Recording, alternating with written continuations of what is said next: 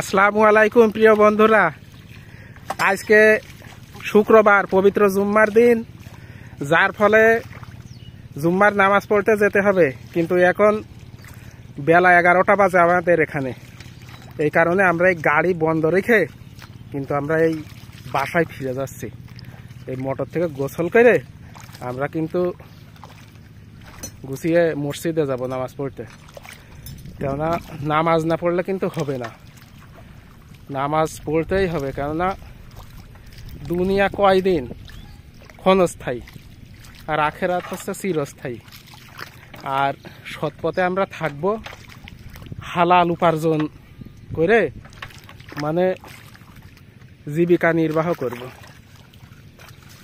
ওর ভিতরেই আল্লাহ রহমত করলে বরকত হবে। কিন্তু অসৎ পথে আমরা যাব না। কিন্তু আমাদের এই অঞ্চলের মানুষ অত্যন্ত শান্ত, সরল, নম্রভদ্র। এরা কিন্তু ওই রকম জাল জুয়া চুরি এটা বোঝে না। প্রায় মানুষ সবাই সবার উপকারে আসে, কেউ কারোর অজান্তে ক্ষতি করে নাই। আমি এ ছোটকাল থেকেই দেখি। তা সবাই ভালো থাকেন। আগামী ভিডিওতে ইনশাল্লাহ আবার দেখা হবে, কথা হবে।